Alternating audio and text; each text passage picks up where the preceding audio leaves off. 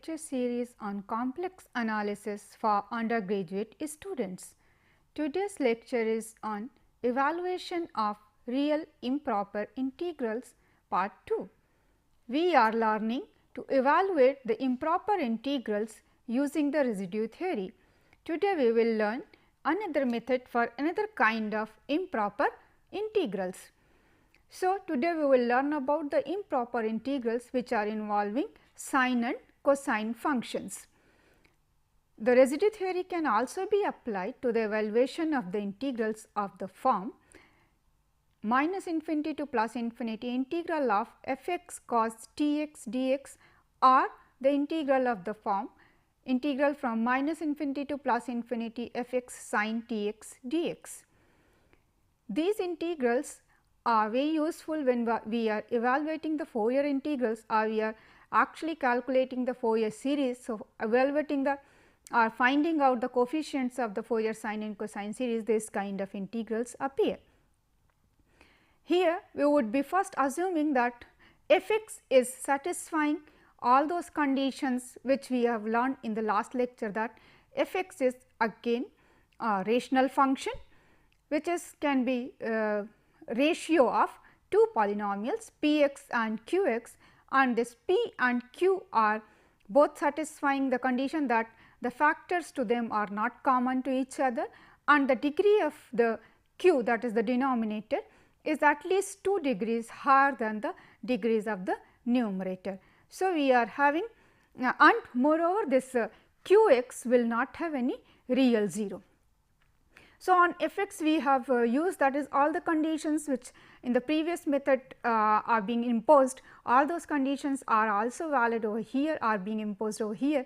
Moreover, now we do have integral of the form f(x) into cos t(x) or f(x) into sin t(x) kind of function. Actually, these integrals or these functions we can use if we do use only one corresponding complex integral of the form f z e to the power I t z. And what we would do is we would like to change this integral to a contour integral of the function f z e to the power I t z over some contour c, and this contour we would choose as closed contour. Here when I am choosing this one complex function where f z into e to the power I t z, we do know by Euler's formula that e to the power I t z we could write it as cos t z plus I sin t z. So, if I am writing over here, this contour integral could be written as in the form of two contour integrals.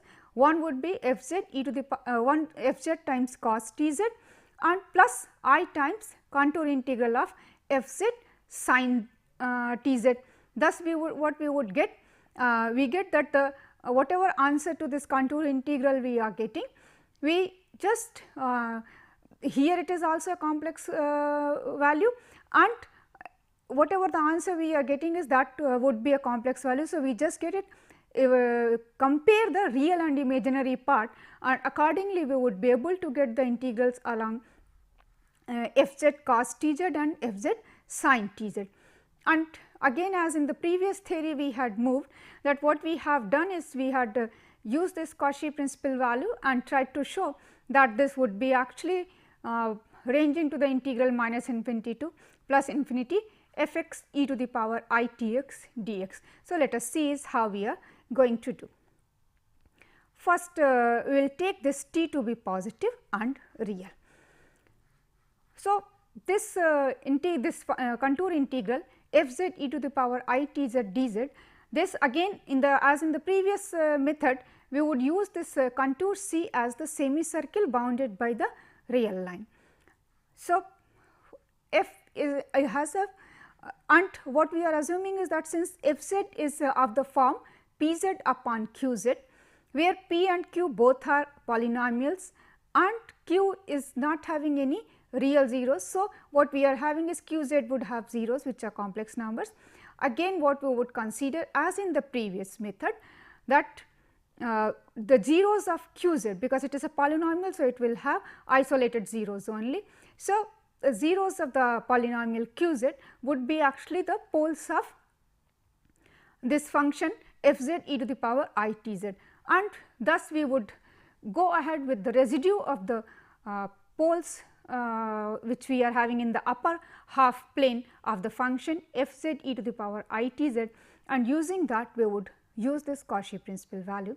So, we are having the poles in upper half plane.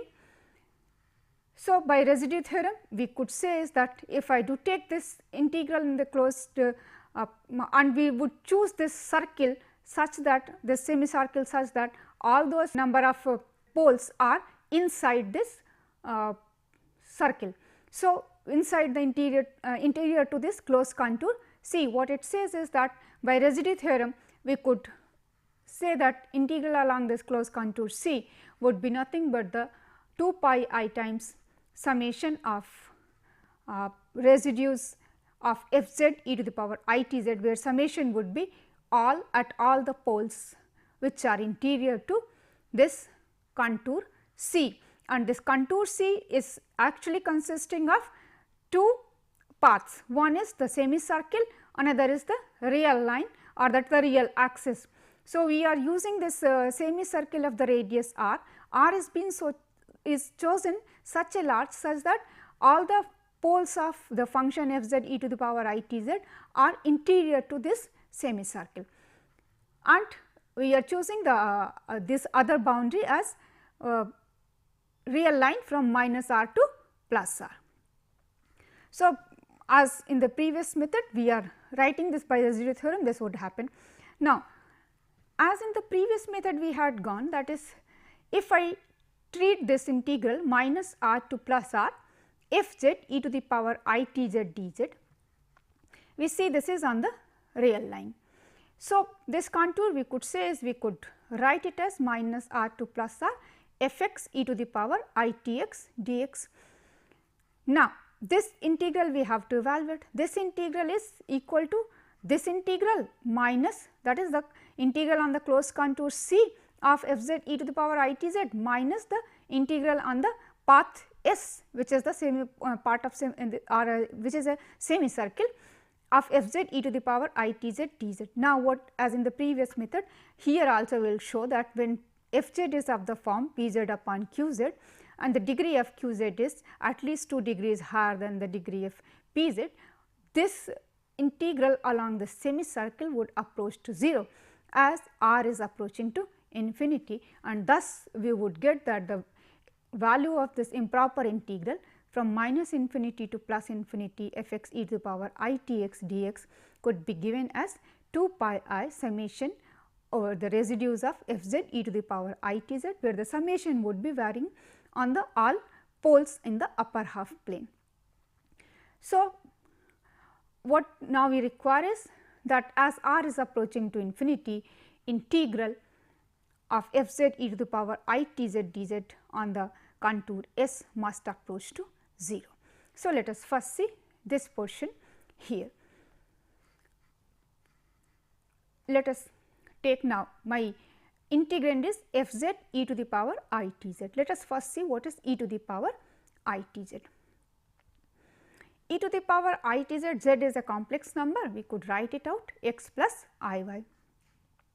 So, just substituting z as x plus I y, we would get e to the power I t times x plus I y, which would give the first thing is that e to the power I t x plus e to the power I t into I y, that is e to the power minus t y. So, we would get this is equal to the absolute value of e to the power I t x into absolute value of e to the power t y. Since we do know that for the complex numbers x and y, absolute value of x into y is equal to the absolute value of x into absolute value of y. Now, absolute value of e to the power I t x, we do know e to the power I t x by Euler's formula that it is cos t x plus I sin t x, and its absolute value is always 1, because cos square t x plus sin square t x would be 1 for all t and for all x. So, this would be e to the power mod the absolute value of e to the power minus t y. E to the power minus t y is a real number. So, it should be same as the e to the power minus t y. Moreover, whatever be this y is we are taking is on the semicircle which is in the upper half plane, that is y is always positive, and t we have taken a positive real number. So, both t into y, this is positive. So, e to the power minus t y would be a number which is more than 1, because e to the power x for x positive is always greater than 1. That says e to the power minus t y, this should always be less than or equal to 1 for all y positive and for all t positive. So, what we have got actually from here, that the absolute value of I t z is always bounded above by 1. What it says is, now if I take the integrand,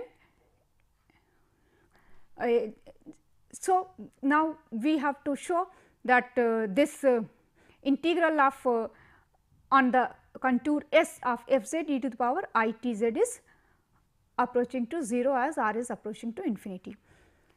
On this S, this semicircle, if we are going with the parametric one, or you could say is a polar one, then z is r e to the power I t on this one. And what is my the formula, this parametric equation of this semicircle S, that is z is equal to r e to the power I t for t ranging from 0 to pi, 0 to pi.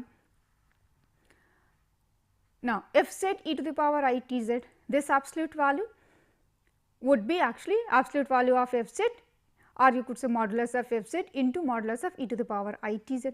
Modulus of e to the power I t z is less than 1, just now we had proved. That says is this should always be smaller than or equal to absolute value of f z. Now, f z we had already assumed that it is of the form p z upon q z, where p and q both are polynomials. The degree of q is at least 2 degrees higher than the degree of p. So, again as in the previous method, for z greater than r, this p and q we would start, let us say p is a polynomial of say degree n, then p z we could write as a n z to the power n plus a n minus 1 z to the power n minus 1 and so on, plus a 1 z plus a naught. Now, using the take this z to the power n common from here, because we are taking this z is greater than r, we could write it as a n plus a n minus 1 upon z and so on, plus a 1 upon z to the power n minus 1 plus a naught upon z to the power n into z to the power n. Now, take the absolute value of this one. So, absolute value of or modulus of p z would be, now we are going to use the result, that is mod of x plus y is less than or equal to mod of x plus mod of y. So, we are getting is less than or equal to mod of a n plus mod of a n minus 1 upon z, and that we are using is mod of x into y is mod of x into mod of y. So, this is mod of a n minus 1 upon mod z plus so on, mod of a 1 upon mod of z to the power n minus 1 plus a naught upon mod z to the power n into mod z to the power n. Now, since mod z is greater than r, so mod z would be greater than r, that says is 1 upon mod z would be less than r, 1 upon r.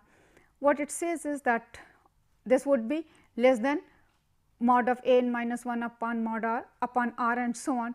We are getting is that it's this last value should be less than mod of a naught upon r to the power n. R is already a positive number, large number. So, 1 upon over r, as r to the n is increasing, the power of 1 upon r to the power n, that would be decreasing. So, this would be bounded by, or this would be actually we could find out that is all these things would be limit, or that is this would be bounded by some constant, let us say k 1 times mod z to the power n. Similarly, assume that q is a polynomial of degree m. So, let us say that q is of the form b m z to the power m plus b m minus 1 z to the power m minus 1 so on, plus b 1 z plus b naught.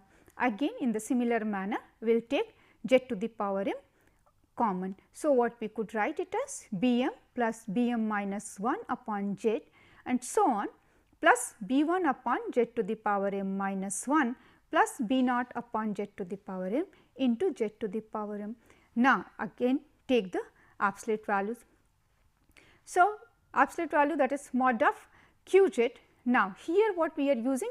We are using the inequality of the mod, that mod of x plus y is always greater than or equal to mod of x minus mod of y, or absolute value of mod of x minus mod of y. So, first we are taking is bm and all these terms is the second term. So, it should be mod of bm minus mod of bm minus 1 upon z and so on, plus b naught upon z to the power m, absolute value of all these into z to the power, absolute value of z to the power m. It says is that this is greater than or equal to bm, and here what we would be getting is, that is again I am using now the inequality, that mod of x plus mod of y is less than or equal to mod of x plus mod of y. So, since it is in the negative sign, it would be greater than, and we are getting here all the terms bm minus 1 upon z mod z, bm b1 upon mod z to the power m minus 1 and so on, b naught mod z to the power m into z to the power mod z to the power m. Now, since mod z is greater than r, 1 upon mod z would be less than 1 upon r. So, minus 1 upon mod z would be greater than 1 upon minus 1 upon r, and like that we just go on. That says is this value in the first absolute first modulus sign, this should be bounded above by some constant k2. So, what we get, this is greater than or equal to k2 times mod z to the power m. Now, my pz is less than or equal to k1 z to the power n, qz is greater than or equal to k2 mod z to the power m, and my fz is mod pz upon qz, and the difference between this m and in the degrees of q and p is at least 2. So, let us assume that it is equal to 2 actually.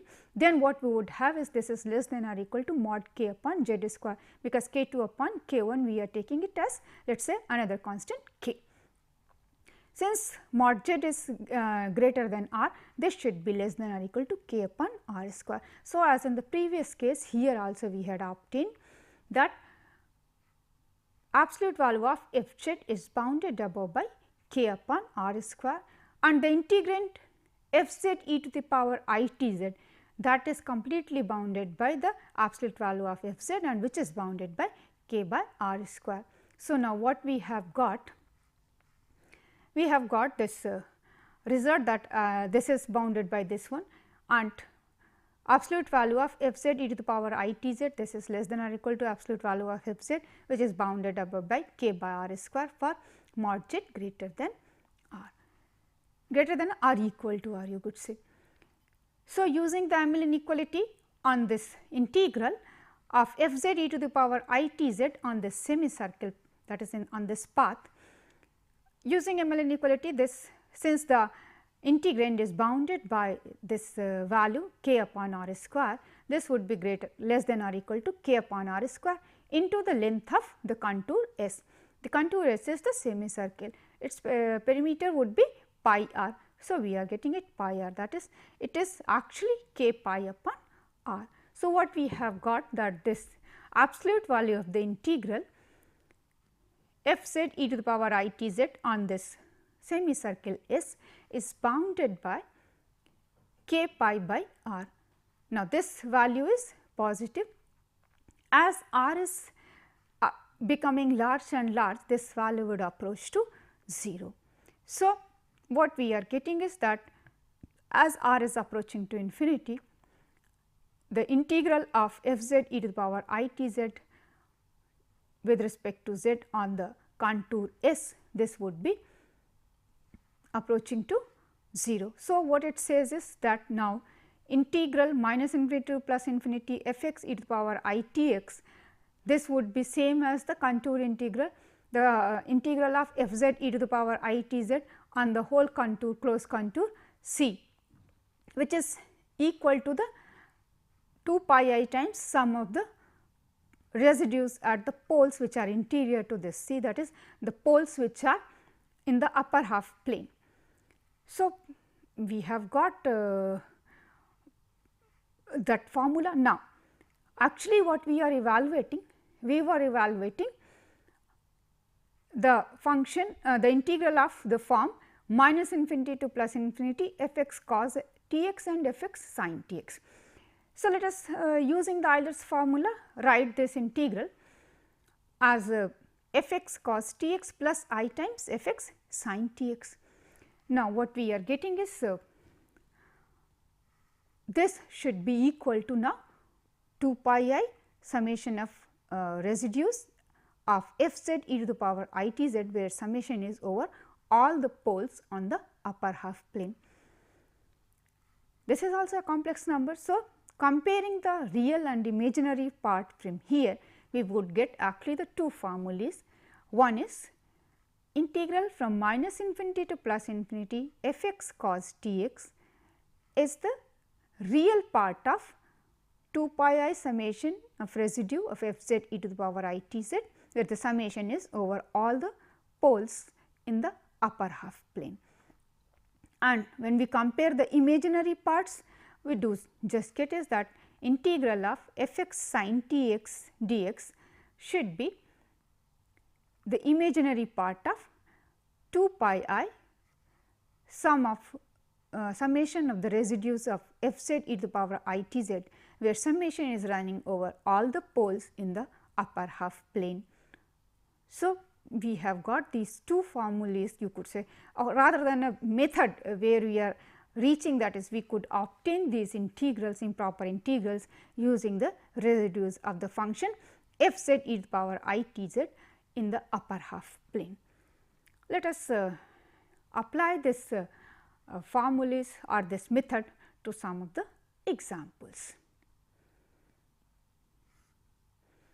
Evaluate the integral minus infinity to plus infinity cos s x upon k square plus x square dx and integral minus infinity to plus infinity sin s x upon k square plus x square dx. You see, here in this example we are going to evaluate two integrals. In both the integrals we find out certain similarities. The similarity is the denominator for both this is same, k square plus x square, while the numerator is being changed only to the extent that the numerator of the first integral is cos s x and the numerator of the second integral is sin s x. So, what we could say is we are going to evaluate the integrals of the form f x cos s x and f x sin s x, where of course f x is same as 1 upon k square plus x square. That says is we could apply the method just now we had learned, and both these integrals we can solve using only one complex function, where we would use e to the power I s x. So, f x is 1 upon k square plus x square. The method which we had learned just now, that required certain conditions for f x to get satisfied.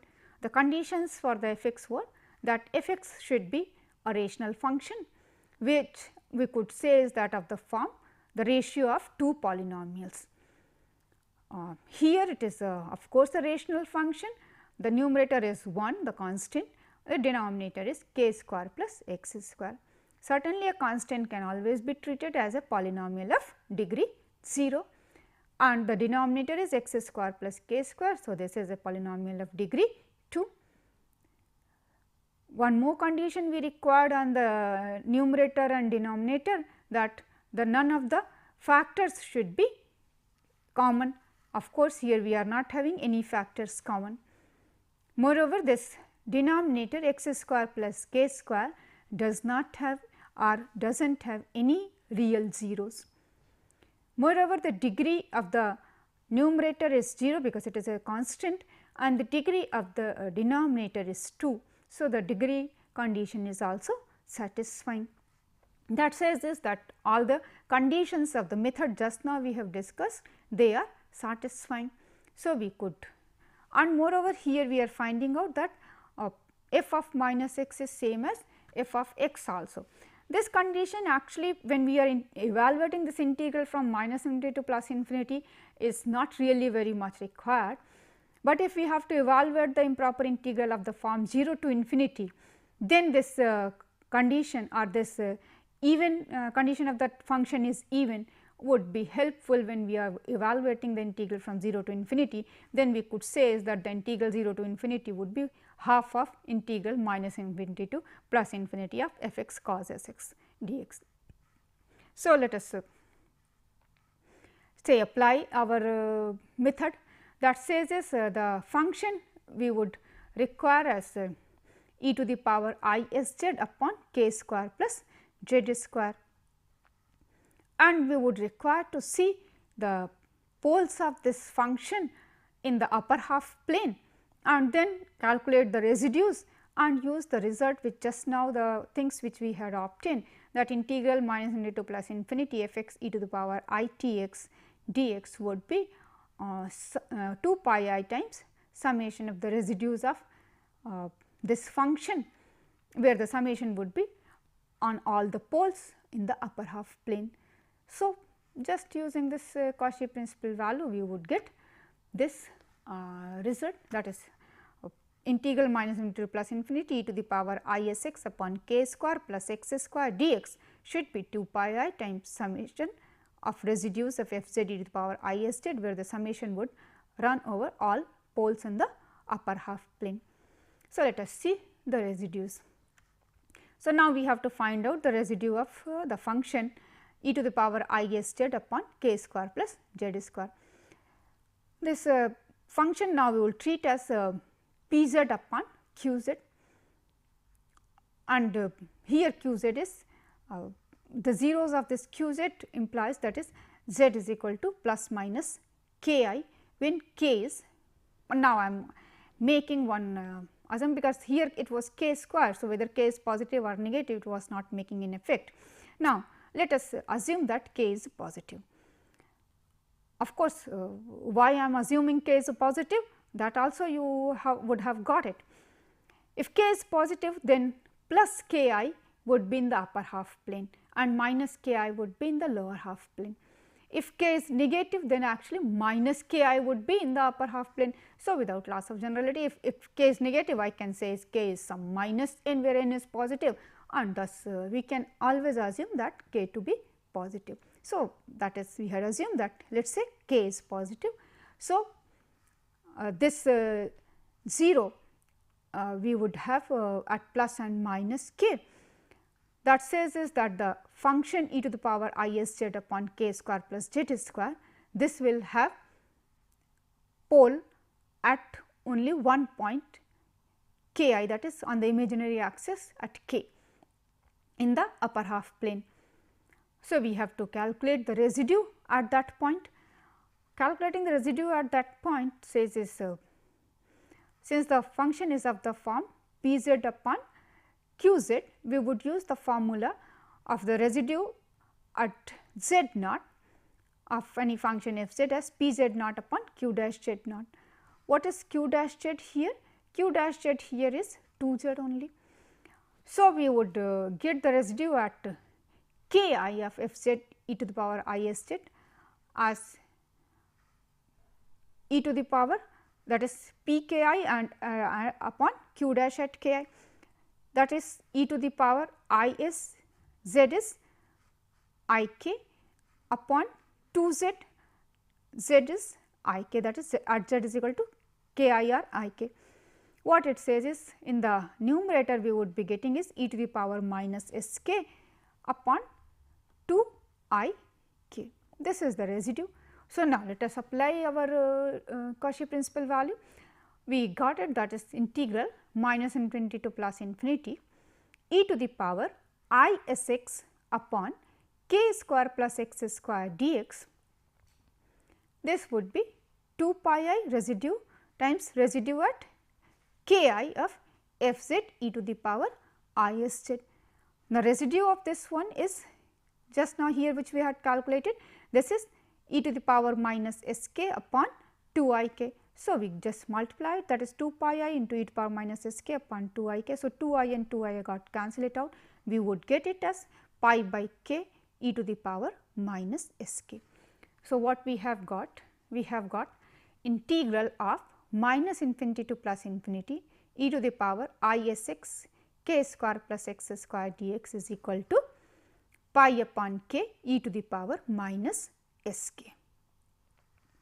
What it says is that now this e to the power I s k we could write as cos s x plus I sin s x.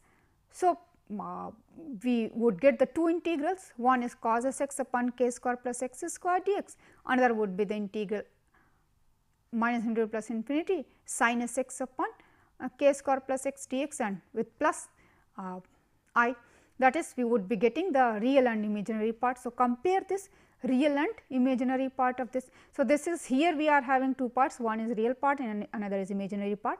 Real part would be integral from minus infinity to plus infinity cos s x upon k square plus x square, and imaginary part would be sin s x upon k square plus x square, its integral on the range minus infinity to plus infinity.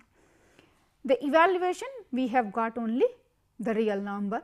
So, it has only real part, its imaginary part is 0. So, what we had got finally when we are comparing this, that integral minus infinity to plus infinity cos s x upon k square plus x square dx should be pi upon k e to the power minus s k, and the integral of sin s x upon k square plus x square with respect to x on the range minus infinity to plus infinity should be 0.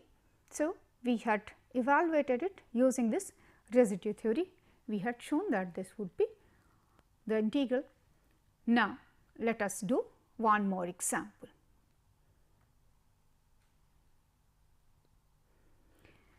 And this formulas would be valid when s is positive and k is positive.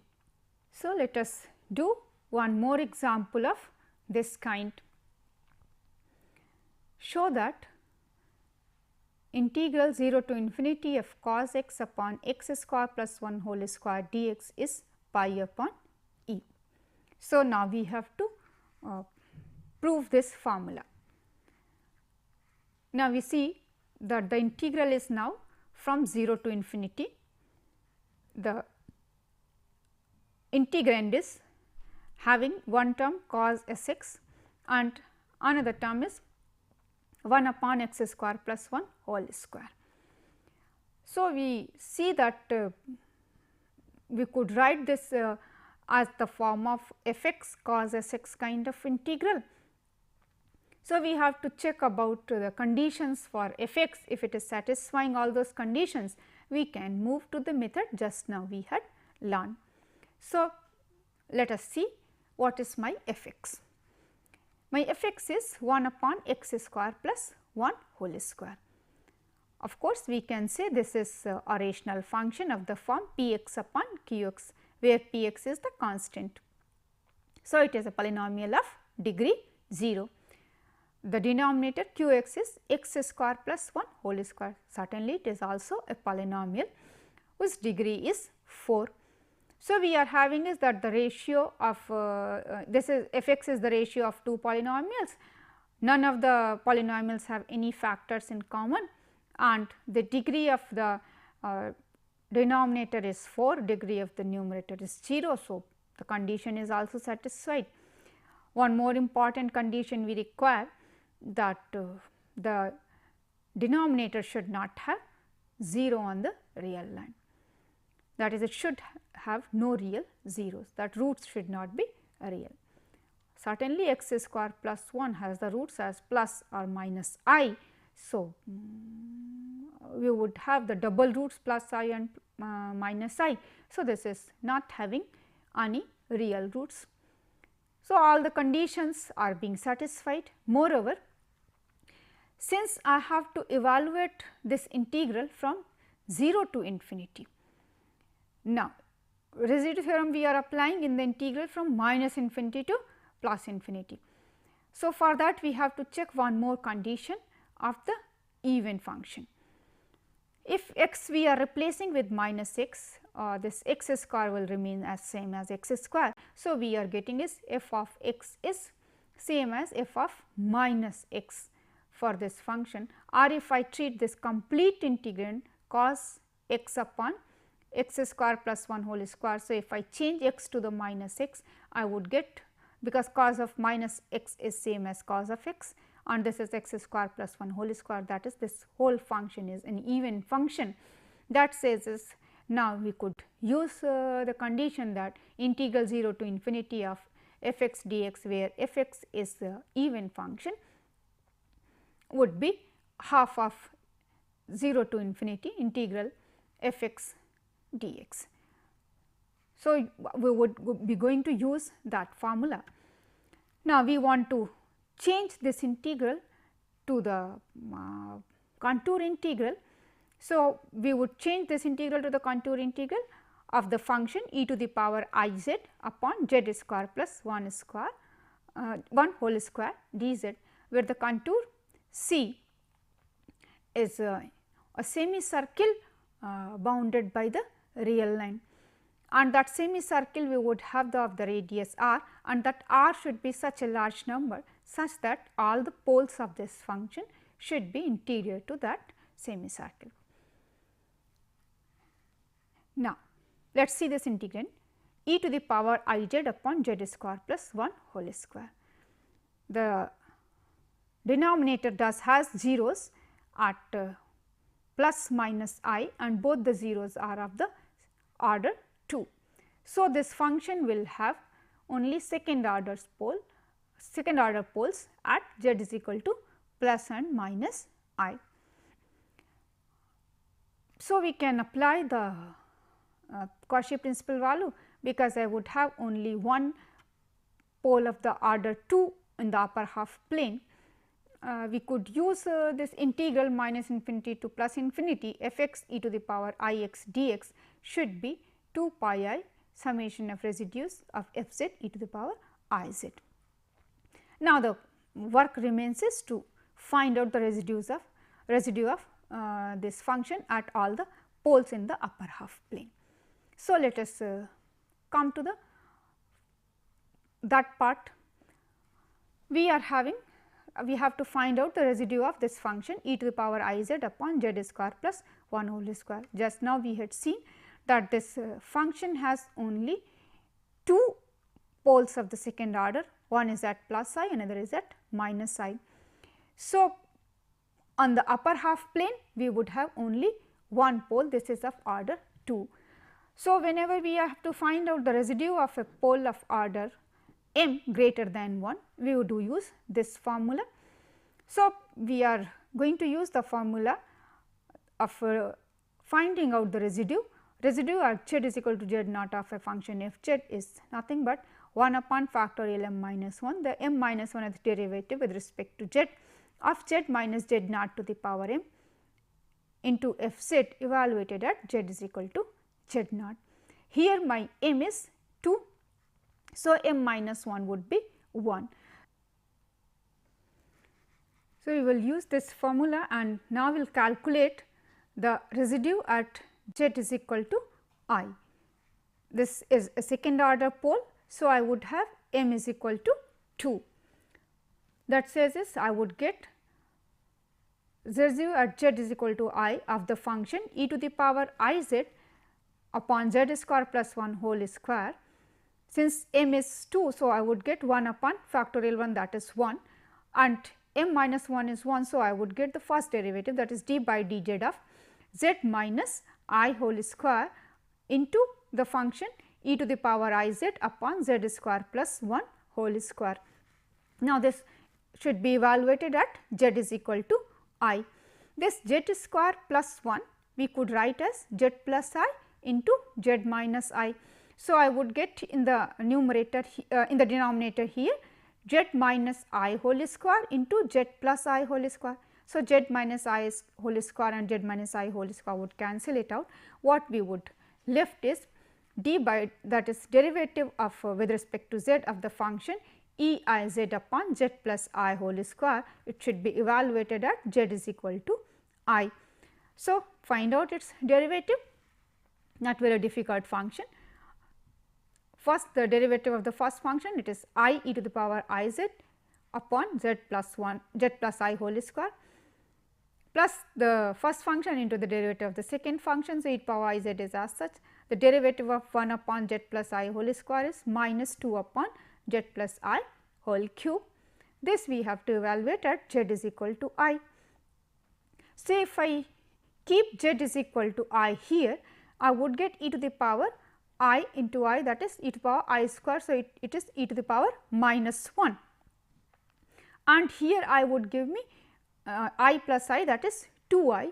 So, what we have got I e to the power minus 1 minus 2 e to the power minus 1 upon 2 I whole square, that is 4 I square, and here 2 I whole cube. I square is minus 1. So, we would get it minus I e to the power minus 1 upon 4, and here 1 2 is going to get it, cancel it out, I cube is minus I. So, we would get plus 2 e to plus e to the power minus 1 upon 4 I, that again would give me minus I upon I times e to the power minus 1 upon 4. So, what we have got actually the residue at of the function e to the power I z upon z square plus 1 whole square at z is equal to I as minus I e to the power minus 1 upon 2. Now, use this in our formulation. So, we have got the integral we would get from minus infinity to plus infinity e to the power I x upon x square plus 1 whole square dx as 2 pi I summation of residues of f z e to the power I z, where the summation should run over all the poles in the upper half plane. In the upper half plane, in this particular example, we were having only single pole at I. So, we would just have here the summation will replace only the single value, that is residue at z is equal to I of e to the power I z upon z square plus 1 whole square, and that we had just now calculated as minus I e to the power minus 1 upon 2. So, my integral minus infinity to plus infinity e to the power I x upon x square plus 1 whole square dx has come up as 2 pi I into minus I upon 2 e. I into I is I square, that is minus 1, and 2 is getting cancel it out, we are getting pi upon e. So, again the evaluation of this integral, we have got that value is only the real number, and this integral is actually consisting of two integrals, which is one integral we could say as the real part of this whole integral, and another integral we could say as the imaginary part of this integral. The real part of this integral is cos x upon x square plus 1 whole square dx, integral from minus infinity to plus infinity, and the imaginary part of this integral is integral from minus infinity to plus infinity sin x upon x square plus 1 whole square integrated with respect to x. So, compare both the parts, we would get the real part is equal to the real part, gives me integral minus infinity to plus infinity cos x upon x square plus 1 whole square into dx is equal to pi upon e. So, we were able to prove this formula. So, we have proved the formula minus infinity to plus infinity integral cos x upon x square plus 1 whole square dx is equal to pi upon e. Actually, you can generalize this formula also. You can use here cos a x and here x square plus b whole square, where b is any number. Then you have to find it out that your b, whatever you are choosing, because your pole would be at plus minus b I. So, again b you have to take positive without loss of generality, because if b is negative, you have to use this positive or negative parts in the different manners, that is all. And so, you would be getting here in the formula that whatever you would be achieving the right hand side, the difference of positive or negative only. So, you can generalize this formula using here as cos a x and here as x square plus b whole square, and then do it by yourself. It would be a nice exercise where you could find it out that what the new formula you are achieving, and for that of course, a also you would require to be positive. Why? we have done is that is whenever we are taking this function e to the power I s z, we have taken s to be positive and real. So, we do take a positive and b we would take positive, so that we are getting is that our pole b I is coming in the upper half plane. So, for that b we would take as the positive. So, wherever it is coming we take the b positive, so that it would be coming in the upper half plane.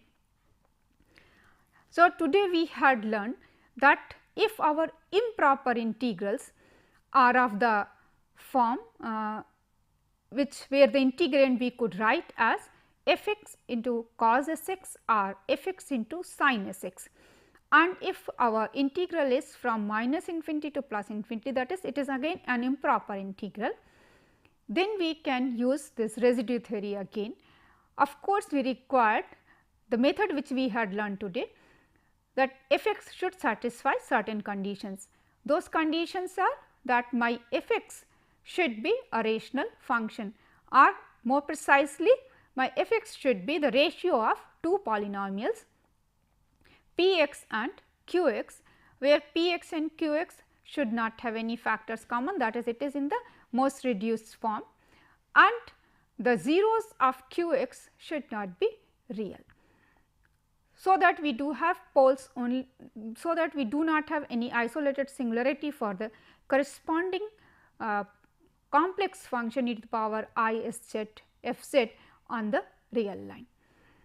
And then we could use this residue theory and we could find out the integrals. Again, one more condition which was required for us to show that the integral along the semicircle is going to the 0 was that we required the difference between the degrees of the numerator and denominator must be at least 2, that is the degree of the denominator must be higher than the degree of the numerator, and that difference has to be at least 2. So, we had learned one more method to evaluate the improper integral of the form integral minus infinity to plus infinity cos s x sin dx, or integral minus infinity to plus infinity sin s x dx. We do know that these kind of integrals are occurring when we are finding out the Fourier integrals of the Fourier series. You do remember that many times we do require to evaluate those integrals from 0 to infinity, but if you do remember the Fourier series, if you have done that, the integrals 0 to infinity were occurring when the function was f is either even or odd kind of things, that is we do have f function. If the function f is even, that is we do have f of minus x is equal to f of x, only then we would be having the integral 0 to infinity f x cos s x dx we can evaluate. When we are not having this even, or we are not satisfying the conditions on the degree or anything, any other conditions which we had imposed on f x, they are failing, then this method would not apply. Next, we would learn when this condition of degree is failing, a special kind of functions are the functions we are having is rational functions, but they are of the form this p x upon q x, but your condition on the degree, that is the difference between the degree of the numerator and denominator remains at least 2, that is not being satisfied. If it is fails, one special kind of integrals we could solve, that we would see in the next class. So, for today it is all for this one more method of evaluation of improper integrals. Thank you.